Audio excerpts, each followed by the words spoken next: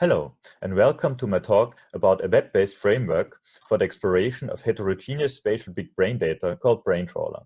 My name is Florian Ganglberger, and I'm a postdoctoral researcher at the Biomedical Image Informatics Group at the BioVis Research Center in Vienna.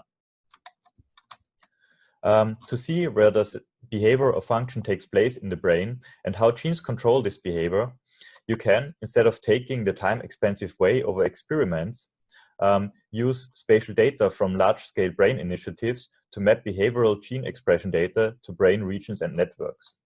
The data we use here is from the Allen Institute and consists mainly of spatial gene expression data of 20,000 genes for mouse and human. This allows researchers to draw a conclusion about which function a certain brain region has and which molecular mechanisms might be involved. Here, for example, we see the gene expression, the voxel-level gene expression of one gene in the mouse brain and on a regional level in the human brain. Furthermore, we use connectivity data of various modalities and types, which can be generalized to weighted adjacency matrix. Here in this matrix, the rows represent the outgoing connectivity of one voxel or brain region, and the columns the incoming connectivity of one voxel or brain region. What we also have is anatomical data for spatial context. So we have a hierarchical neuroanatomical ontology that is mapped to an anatomical reference space, which can be used to parcellate the brain by brain regions. This leads us to our central research question: how to explore spatial gene expression and multimodal brain connectivity data in a joint manner in the anatomical context. Visual analytic tools represent a promising approach to mine this data for deeper insights in the functional organization of the brain. If we want to do this interactively, there are some challenges, like the size of the data. Such a network with billions of edges can have hundreds of gigabytes, and also large collections of spatial brain data does not simply fit into your RAM. Also, this data is on different scales and can have different modalities. To see where genes affect brain networks, we have to view spatial data. Here we see the gene PKC delta, which is relevant for the reward system, but also plays a role in bipolar disorders or drug abuse. Here, a neuroscientist will focus on a specific brain region he wants to study. To see where the gene might also influence the brain regions, he needs to study regions that are connected somehow to this region. We can do this with so-called aggregation queries, which is basically an aggregation of all the rows that are of all the voxels that are in this volume of interest.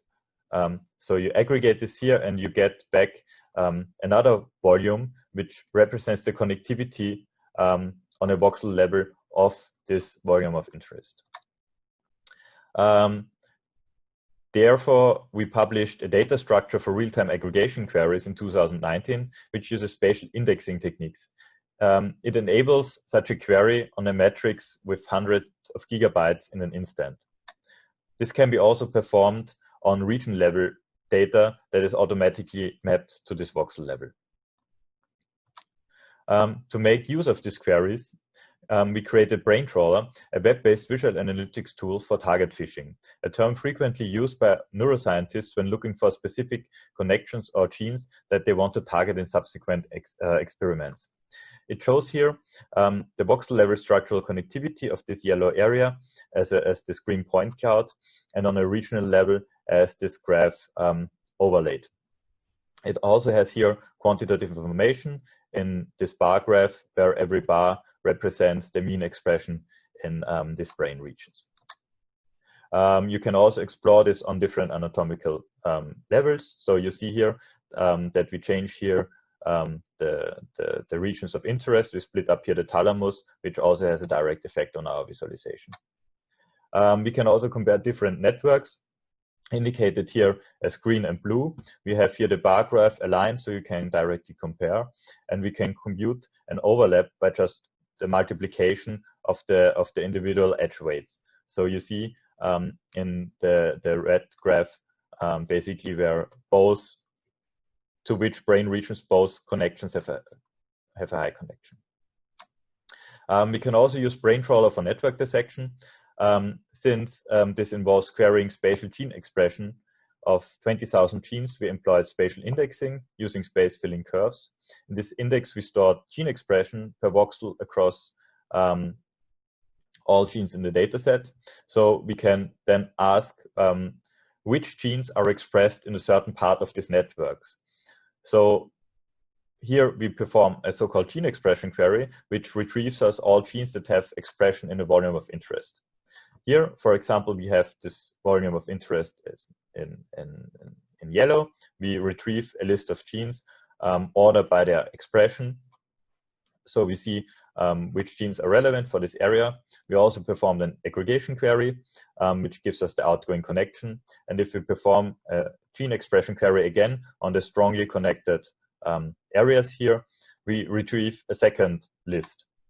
By comparing this list in a parallel coordinate system, we can basically see how genes are relevant for different parts of this network.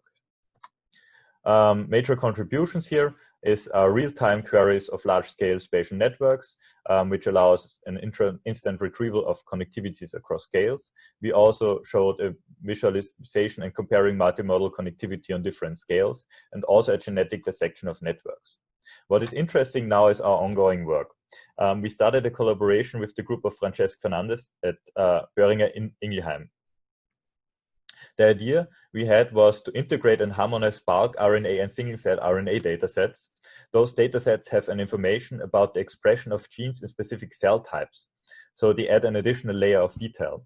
So we can now say the gene is not only expressed in this brain region, but also for this cell type, but not for another. So we basically don't have one dataset like from this expression data from the Allen Institute, but multiple ones. This allows us interesting types of queries here. Like, for example, we look at the gene that we had before, PKC delta.